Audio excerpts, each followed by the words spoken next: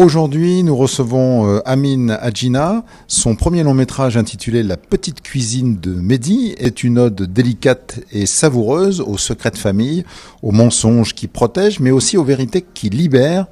Et il faut le dire, Amine Hadjina s'impose comme une voix très singulière du cinéma français contemporain, capable de mêler humour, émotion et puis aussi une fine observation des tensions culturelles et familiales. Amine, bonjour. Bonjour. Ton long métrage, où la nourriture devient métaphore un peu des relations humaines, comment est née cette idée de lier gastronomie et drame familial ? Alors en fait, moi je suis un passionné de cuisine et notamment, la cuisine a toujours été un élément important, à la fois familial chez moi, et puis la découverte en tant que jeune adulte des bistrots. Parce que le père d'un ami tenait des bistrots, donc on a découvert cette culture-là de l'assiette, etc. Et ce qui m'importait, c'est que je trouvais que la cuisine, pour moi, c'est vraiment un lieu de la mémoire, de l'histoire, de l'héritage. On se souvient tous des plats qu'on a mangés enfant. Enfin, il y a vraiment cette idée que ça développe une mémoire qui nous constitue. Et entre autres, à l'endroit de la famille. Et donc ce qui me semblait être une ligne comme ça, narrative, importante. Et puis moi j'ai des amis qui sont chefs cuisiniers, mon frère est aussi chef cuisinier, donc ça me semblait être un bon terrain pour écrire cette histoire. Alors justement, ce personnage, ton personnage principal, Mehdi, il est tiraillé entre deux cultures, deux amours, deux identités. Est-ce que c'est un reflet de ton expérience ? Est-ce que peut-être plus largement, c'est une vision aussi de la société française contemporaine ? Quelle a été ta perspective ? C'est un peu les deux. Effectivement, moi je suis franco-algérien, donc j'avais envie d'interroger ce rapport-là, c'est-à-dire à la fois avec une culture d'origine, on va dire, et puis qui est mêlée à la société française, mais qui est le parcours de pas mal de jeunes enfants ou descendants d'immigrés. Enfin, d'ailleurs là c'est la question algérienne, mais évidemment elle est transposable à pas mal d'histoires.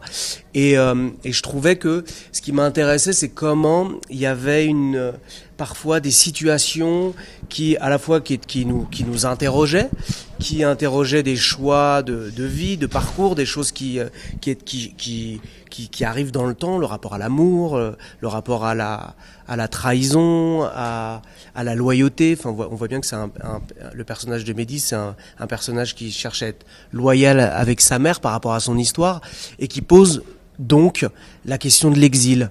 Qu'est-ce que c'est aussi, parce qu'il y a le personnage principal et puis il y a le personnage de la mère, qu'est-ce que c'est que d'avoir des enfants dans un pays qui n'est pas le sien, et comment on voit que des enfants nous échappent, etc. Donc le film, il traite un peu de tout ça et comment on arrive à se déplacer chacun pour continuer le dialogue.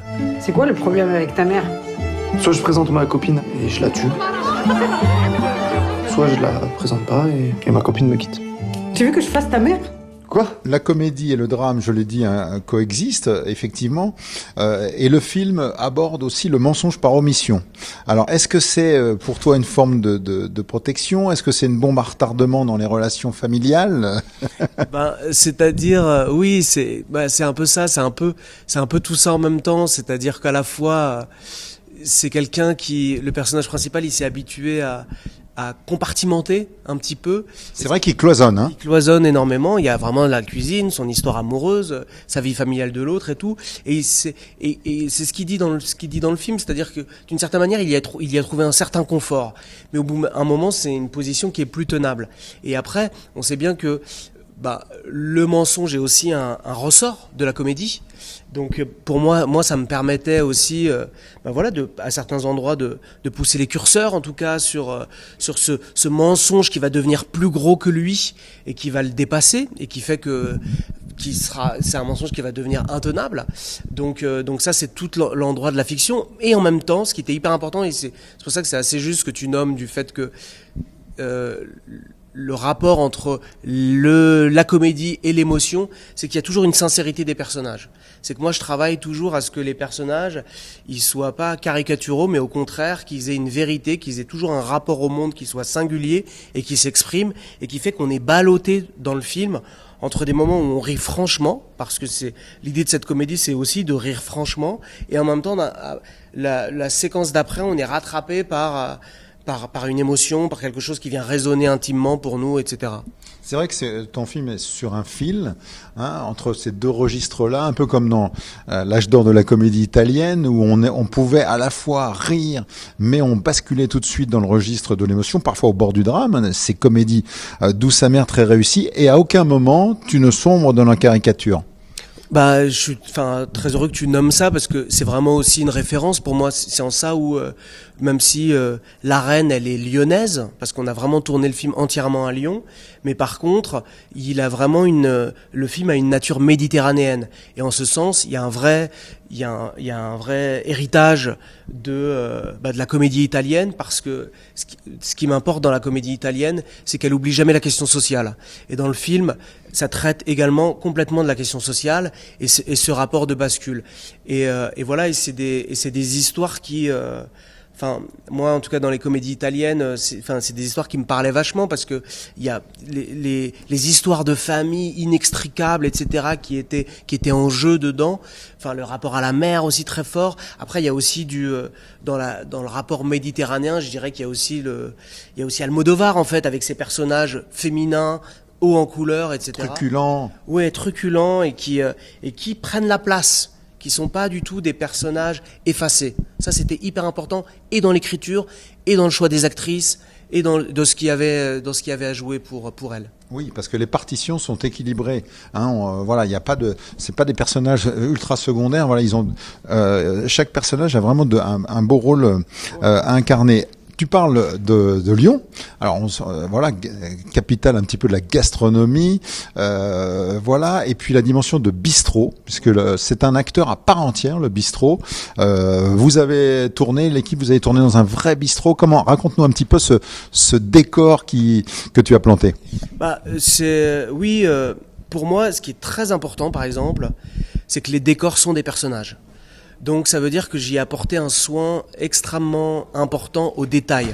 Et que pour moi, ce qui fait la nature, ce qui rend le lieu non pas uniquement comme un décor, un simple décor, et comme un personnage, c'est le fourmillement des détails, c'est-à-dire le choix de l'assiette, le choix de ce qui est mis dans les assiettes, le dressage, le rapport le rapport au produit, qui est toute cette culture bistrot des gens passionnés qui travaillent. Qui passent leur temps à travailler ce rapport-là entre l'assiette et les personnes qui viennent manger. Que Lyon, effectivement, ce qui m'était important, j'ai choisi Lyon parce que c'est une ville de gastronomie, mais par contre, parce qu'on connaît aussi Lyon dans la tradition sur le bouchon, mais c'est pas un film sur le bouchon. C'est vraiment le bistrot, c'est encore autre chose. Et puis aussi, Lyon, ce qui m'intéressait aussi, c'est que c'est une ville où l'immigration algérienne a été importante, et que j'avais aussi envie de raconter. J'ai choisi cette ville comme ça à dessein, et puis je trouvais que c'était une ville cinématographique qui appelle le cinéma à filmer entre, ces deux fleuves qui la traversent, ce grand parc, le parc de la Tête d'Or, etc. Donc voilà. Mais en tout cas, et puis ce bistrot qu'on a beaucoup cherché, qu'on a eu du mal à trouver, et au final, quand on l'a trouvé, après on a retravaillé à l'intérieur la décoration, etc., pour que ça corresponde encore plus à des références que j'avais, parce que faut savoir que, par exemple, le bistrot s'appelle le Baratin, et le Baratin, c'est un double sens, parce que à la fois, il y a le sens du mot baratin, mais c'est aussi un lieu où moi j'ai appris à manger différemment, qui est un lieu à Paris, dans le quartier de Belleville, et qui est un bistrot tenu par des gens incroyables qui s'appellent Pinuche et Raquiel, et qui tiennent ce lieu depuis 35 ans, 40 ans. Et donc ça, c'était aussi une sorte d'hommage à leur cuisine, etc. Donc il y a plein de choses qui sont des hommages à des gens que je connais intimement, etc. Donc voilà. Voilà, il y a tous ces ingrédients qui entrent en ligne de compte. On va parler des acteurs, et notamment ce jeune acteur qui incarne Mehdi, parce qu'il est vraiment formidable. Donc Younes Boussif, voilà, comment est-ce que tu l'as trouvé? Est-ce que c'est quelqu'un avec qui tu étais déjà en contact? Est-ce qu'il y a eu un casting? Raconte-nous un petit peu. En fait, moi je l'avais vu il a été connu un peu dans la série Drôle qui est passée sur Netflix, et puis surtout après je l'ai rencontré en casting. Et en casting, en fait, ce qui était hyper important pour le personnage de Mehdi, comme c'est un film sur le mensonge, il fallait que ce soit un acteur pour lequel on ait de l'empathie, pour pouvoir accepter de rentrer dans son mensonge et ensuite qu'on puisse, qu'on puisse s'inquiéter pour lui, qu'on puisse le suivre dans l'histoire.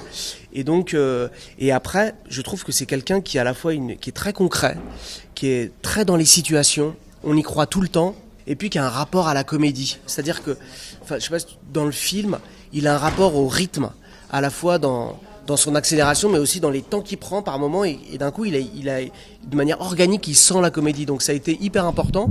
Et là, on vient d'apprendre d'ailleurs qu'il est dans la liste pour les révélations des Molières 2026. Donc je suis très heureux pour lui parce que vraiment, il est superbe dans le film. Il est superbe. T'as craqué ou quoi? J'ai créé des suspens dans ta vie. Elle ressemble pas vraiment à ce que tu me disais, non? Avec moi, tout est possible. T'es un grand malade. Mais qui fait ça, sérieux? Je suis en train de résoudre le truc là. On va parler aussi des deux mamans. Il y a la maman, il y a la maman biologique, la vraie maman, et puis il y a la maman actrice. J'ai envie de dire, c'est une maman de complaisance qu'incarne Yam Abbas. Alors voilà, dualité, complexité. Raconte-nous un peu comment tu as dirigé ces deux mamans. Très différemment. Ce qui est très drôle d'ailleurs, c'est que la vraie maman, c'est une actrice non professionnelle qui a un autre travail, qui a fait 2-3 apparitions dans des films, et moi je l'ai repérée parce qu'elle a fait un petit truc dans un film, un petit rôle, donc c'est comme ça que je l'ai repérée, mais elle est non professionnelle. Et à côté de ça, la fausse maman, c'est une actrice qui est au contraire une grande actrice internationale qui a joué énormément de rôles, donc je trouvais assez marrant d'avoir ces deux pôles, et c'est vrai que Yam Abbas, c'est une actrice vraiment dingue, enfin que les gens connaissent, mais qu'on voit essentiellement dans des rôles plus tragiques. Donc c'est vraiment l'idée de lui offrir un rôle à contre-emploi, et c'est d'ailleurs pour cette raison qu'elle a accepté, et elle a tout de suite plongé, accepté la proposition, parce que justement ça correspondait pas à ce qu'on lui proposait habituellement. Alors que la vraie mère, il y a eu un rapport d'immédiateté. C'est-à-dire quand elle est arrivée en casting, je sais pas comment dire, elle pigeait toutes les situations. La capacité de passer du rire aux larmes de manière aussi forte. Enfin, il y a eu vraiment toute une ambiance comme ça qui était très, très puissante et du coup très précieuse pour moi. Voilà. Et puis le résultat, il est aussi présent à l'écran. Et Yam Abbas, oui, effectivement, grande actrice, dimension internationale, ou dans la série Succession également, assez phénoménal. Alors, la cuisine joue un rôle important, bien évidemment, c'est le rôle principal. Il y a la cuisine française, celle de bistrot, puis il y a la cuisine aussi algérienne. J'ai presque envie de dire qu'il y a presque une dualité, un duel. Est-ce que c'était pourquoi justement cette envie de célébrer à la fois la diversité, voilà, raconte-nous un petit peu. Justement, c'est-à-dire que ce qui était important pour moi, c'est que ce cuisinier, il y a une part manquante chez lui. C'est-à-dire que finalement, il a appris la cuisine, il l'a appris à l'école, dans les écoles d'hôtellerie. Donc il a appris la cuisine française, la cuisine plus traditionnelle, et que finalement, il a peu cuisiné chez lui. Enfin, il a même pas cuisiné du tout chez lui.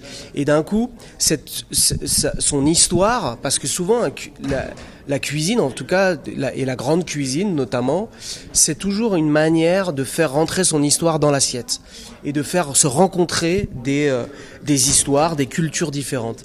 Et ce qui fait que, et c'est là où le personnage de Souila, de la fausse maman, elle va venir le confronter à sa part manquante, quand elle lui dit que c'est très bon ce qu'il fait, mais qu'elle lui dit, elle est où l'Algérie là-dedans? Et ce qui fait qu'il va s'opérer une mue pendant le film, où d'un coup, petit à petit, il va piger quelque chose, que quelque chose manque. Et donc, ça me permettait, par le prisme de l'assiette, par le prisme de ce qu'il fait, de comment il y a quelque chose qui va se traduire dans sa cuisine et comment il va renouveler. En fait, c'est parce qu'on pense toujours que, des fois, sur la question culturelle, on met les choses en opposition. Or, en fait, justement, à l'endroit de la cuisine, c'est une manière de renouveler sa pratique et puis pour ceux qui viennent goûter, parce que aujourd'hui, on parle, par exemple, de la cuisine fusion, qui mêle une cuisine traditionnelle qui est renouvelée, remise au goût du jour, etc. Donc voilà, c'était cette idée-là, en tout cas, et qui fait que, d'une certaine manière, ça va lui permettre, toute cette histoire va lui permettre de trouver son identité. Voilà. Alors, tu parles de cuisine fusion. Tu nous as dit que tu aimais cuisiner. Quel est ton plat signature? Alors, je dirais que c'est celui du film, c'est-à-dire ce plat qu'on a inventé pour le film, qui est la blanquette de veau à l'oranaise. Et ça, je dirais que si un jour des restaurants s'en emparent de cette recette, je serais ravi. Voilà. Voilà, ça sera. Tu pourras vraiment parler d'une création qui, comme ton film d'ailleurs, a pris son envol à ce moment-là. Quels ont été, dis-nous, tes plus grands défis sur ce film, sur ce tournage, pour un premier long métrage dont on sait qu'il y a énormément d'enjeux, il y a beaucoup de choses qui se jouent. Bah, je dirais que, en fait, un des gros enjeux, ça a été le rapport au temps, parce qu'un tournage, c'est toujours un rapport, c'est un temps qui est chronométré, donné, etc. Parce que moi, je viens plus du théâtre, où le temps est plus dilué. C'est-à-dire qu'on a un peu plus de temps, etc. Or, le cinéma, c'est très réglementé. Et donc, cette compréhension-là, au moment du tournage, ça a été un des enjeux du film. Et puis après, ce qui a été hyper aussi important, c'est toutes les scènes, je dirais les scènes aussi collectives. Parce que la gestion de tous ces figurants dans le restaurant, les scènes de danse, dans le film, parce qu'il y en a deux, dont une qui est complètement, on gardera la surprise pour les gens, mais qui est un peu folle. Et ça a été des enjeux, et en même temps, ces enjeux-là ont été les moments les plus forts du tournage, parce que d'un coup, il y a quelque chose qui nous a tous et toutes portés. Donc ça a été des grands moments de joie et d'une circulation d'énergie. Donc ça a été assez fort. Et puis après il y a tout le rapport au montage aussi, parce que j'ai travaillé vraiment avec un monteur génial qui est vraiment quelqu'un de très sensible, et puis notamment sur la question du rythme, etc., qui est Guéric Catala, et qui avait on était sur la même longueur d'onde sur ce qu'on voulait du film, etc. Donc, mais ça pour le coup, c'était vraiment une nouveauté, parce que autant diriger des acteurs, c'est des choses que j'avais déjà pratiquées. Monter un film, ça je l'avais jamais fait. Donc là, il y avait vraiment un enjeu. Enfin voilà. Mais toutes les étapes ont été extrêmement joyeuses. Ouais. Alors, présenter ton film dans les festivals, l'accompagner à la rencontre du public, échanger, dialoguer avec les spectateurs. Comment tu vis ces moments? Hyper important, hyper précieux. J'ai eu des témoignages qui m'ont bouleversé, vraiment, parce que d'un coup, ce que le film faisait aux gens de manière très intime, dans l'émotion. Quelqu'un m'a dit, par exemple, c'est vrai que justement sur le rapport à la comédie et l'émotion, le premier festival qu'on a fait, on avait fait 2 projets sur 2 jours, et puis une personne m'a dit, j'ai beaucoup ri pendant le film, et puis quand je suis arrivé chez moi, il y a quelque chose qui m'est remonté d'une forme de mélancolie, d'émotion qui m'est remontée, que j'ai pas vu venir, et puis des gens pendant la projection qui sont très émus, et puis d'être dans la salle, parce que moi je regarde beaucoup le film avec les gens, parce que j'aime bien sentir la salle, et là de sentir les rires dans la salle, comme il y a un truc de groupe qui se noue, donc ça c'est très très précieux. Donc moi je prends beaucoup de plaisir, et j'en fais pas mal, et je prends beaucoup de plaisir après à échanger avec les gens. Alors quels sont tes projets pour la suite? Est-ce que tu travailles déjà sur un nouveau film? Est-ce que tu peux nous en dire un petit mot? Les projets, c'est que moi je continue le théâtre déjà. Donc oui, il faut dire aussi que tu écris. Ouais. C'est important, tu as cette part d'auteur. Oui, c'est ça. J'écris des pièces qui sont éditées chez Actes Sud.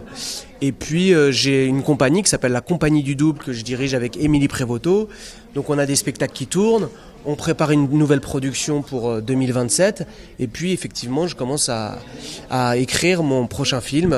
Donc je compte pas m'arrêter là. Merci beaucoup Amine Adjina pour ta générosité, et puis aussi pour cette façon d'éclairer ton film, de plonger à tes côtés dans les méandres de l'âme humaine, parce que c'est vrai qu'il y a beaucoup de choses, mais sur le ton de la comédie, ouais. Des choses sincères, des choses qui nous font rire, mais aussi des choses extrêmement tendre et importante. Donc j'ai envie de laisser le mot de la fin à François Truffaut. Le cinéma, c'est d'abord une affaire d'amour. Donc voilà, partageons et aimons. Tout à fait. Merci beaucoup en tout cas pour tes questions. Merci beaucoup.